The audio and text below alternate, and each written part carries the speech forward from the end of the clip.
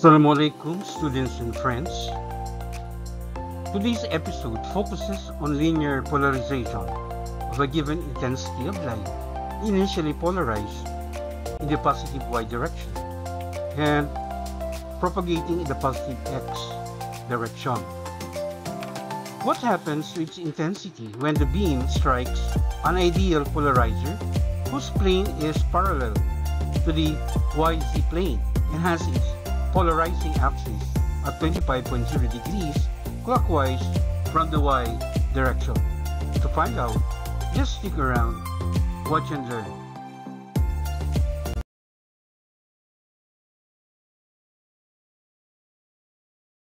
The question is, a beam of polarized light of intensity 60.0 watts per meter squared propagates in the positive x direction. The light is polarized in the positive y direction.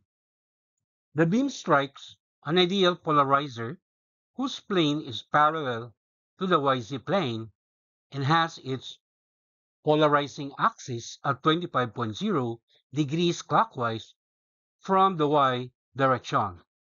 Then the beam that emerges from this polarizer strikes a second ideal polarizer whose plane is also parallel to the YZ plane but has its polarizing axis at 50.0 degrees clockwise from the y direction. Find the intensity of the light that emerges, letter A, from the first polarizer, letter B, from the second polarizer, and letter C, from the second polarizer if the first polarizer is removed.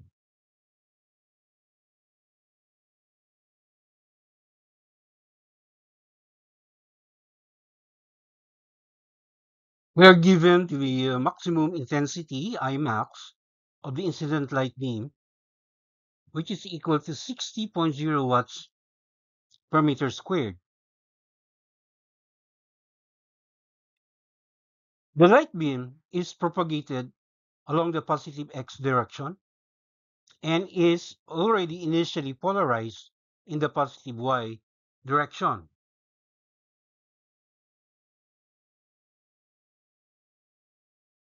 The beam strikes the first ideal polarizer whose plane is parallel to the YZ plane and has its polarizing axis at an angle phi sub 1 equal to 25.0 degrees clockwise from the y direction.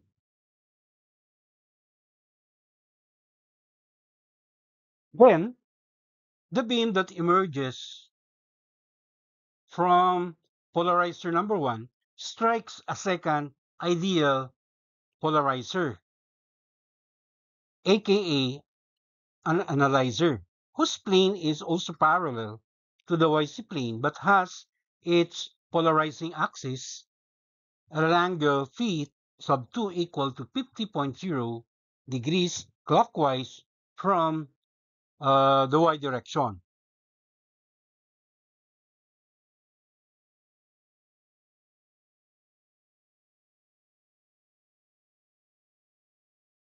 In this sketch, we see the linear polarization of the light beam already linearly polarized initially along the positive y direction, and it has an electric field amplitude denoted by capital E and with an intensity capital I max.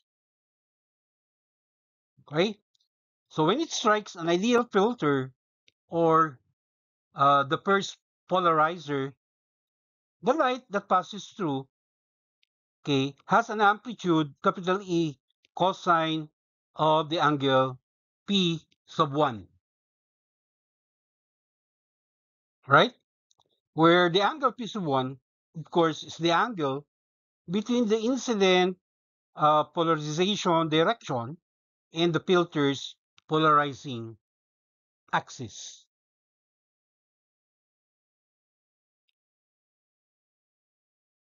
Then, The beam that emerges from polarizer number 1 strikes a second ideal polarizer, all right? Also known as an analyzer, whose plane is also parallel to the YZ plane, but it has its polarizing axis, right, at an angle 50.0 degrees clockwise from the Y direction. Okay? And only the electric field uh, component parallel to the polarizing axis of the analyzer, that is, uh, if the angle is 0 degree, uh, that can emerge, all right, through the analyzer. And the perpendicular component of the electric field, where the angle is equal to 90 degrees, is totally blocked or absorbed by the filter. All right. And for other angles between 0 degree and 90 degrees, the emerging light will have an amplitude, capital E cosine of the angle P sub 2, and an intensity, capital I max, times the square of the cosine of the angle P sub 2. Right?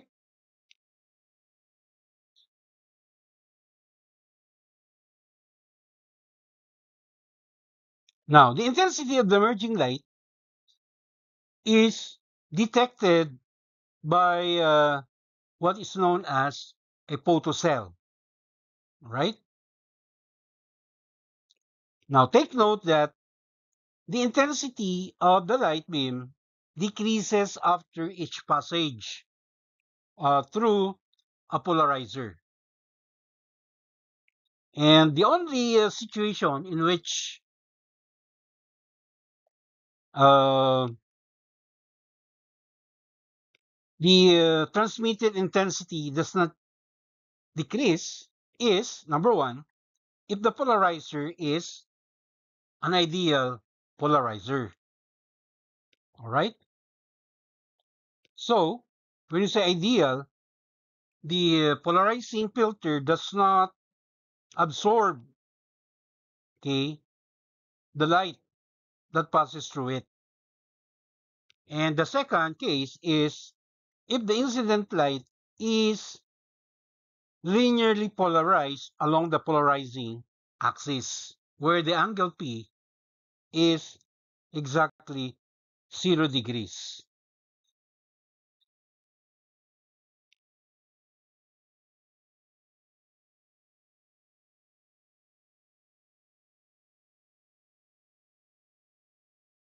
The first target variable is the intensity of the light beam that emerges from polarizer number 1. We denote it as capital I sub 1.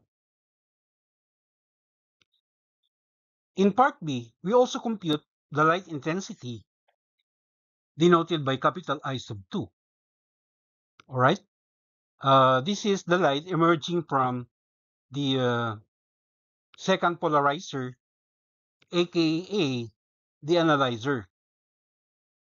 And lastly, in part C, we are asked to find the light intensity I sub 3, right?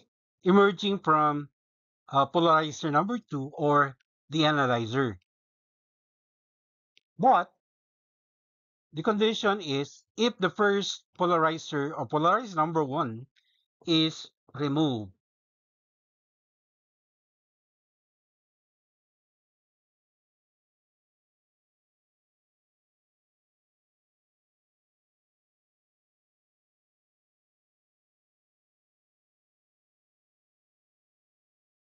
Before going to our computation, let us emphasize the key concept that we are applying in this problem. When light enters a polarizing filter, the light that emerges is polarized along the polarizing axis of the filter. If the incident light is polarized parallel or at an angle 0 degrees to the polarization of the filter, the intensity of the light that emerges is cosine squared of the angle phi times that of the incident light.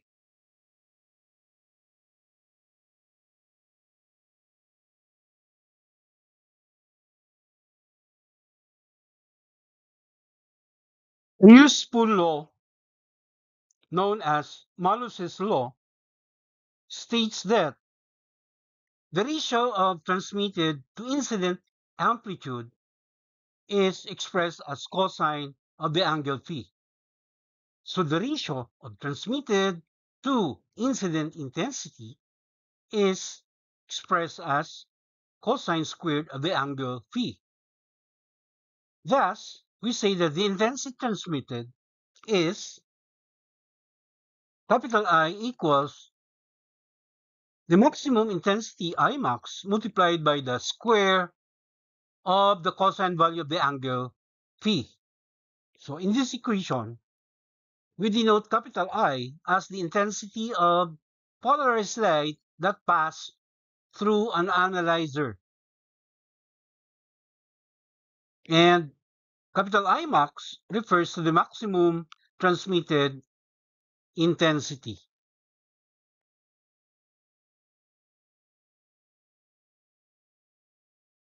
In addition, the angle phi in the equation refers to the angle between polarization axis of light and polarizing axis of analyzer. Take note that this law, the Malus's law, applies only if the incident light passing through the analyzer is already linearly polarized, okay, which is the case that we are considering in this problem. All right, so moving on to our computation. In part A, all right, the intensity I sub 1, okay, which is equal to the maximum intensity times the square of the cosine value of the angle phi, or when you substitute, that is I sub 1 equals 60.0 watts per meter squared multiplied by the square value of cosine 25.0 degrees. That is I sub 1 equals 60.0 watts per meter squared multiplied by 0.9063 in four significant figures. This is the value of cosine 25.0 degrees, and that will be squared before multiplying by 60.0 watts per meter squared, which is, all right, I sub 1 equals 49.3 watts per meter squared in three significant figures.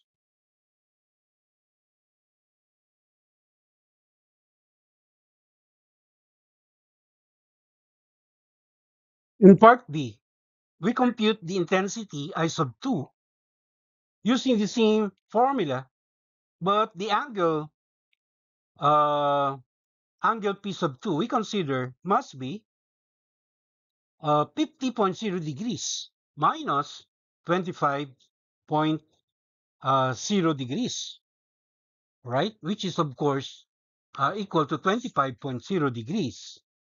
This is because the given angle 50.0 degrees is described as clockwise from the positive y-axis, all right? But it is 25.0 degrees clockwise relative to the polarizing axis of the first ideal polarizer. So, substituting, we get the intensity I sub 2 equal to 49.3 watts per meter squared, all right? This is the intensity of the light beam emerging from the first polarizer. And then that is to be multiplied by the square value of cosine 25.0 degrees. When we do our math, all right, we first use the cosine value of 25.0 degrees in 4 significant figures, which is 0.9063, and we square that before multiplying by 49.3 watts per meter squared.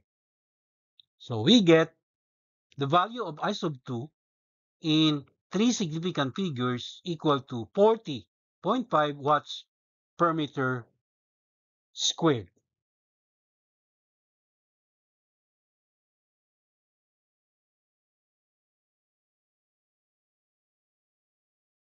Finally, we find the intensity of the light beam I sub 3. All right, this is the light intensity emerging from the second polarizer or the analyzer without the presence of the first polarizer. All right, so using the usual formula, we substitute, all right, the original or initial maximum intensity is 60.0 watts per meter squared.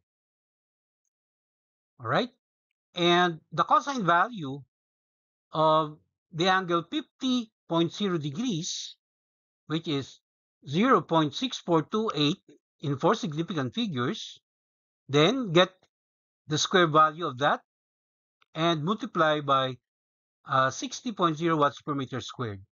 So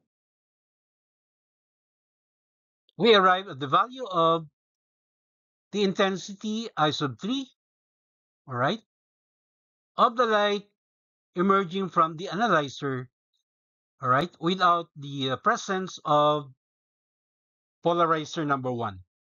So I sub 3 equals 24.8 watts per meter squared, also in 3 significant figures. So that concludes our lesson for this topic. Till the next episode. Mabuhay. MashaAllah.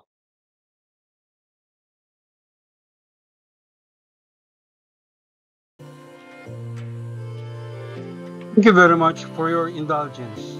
Please don't forget to subscribe to my YouTube channel.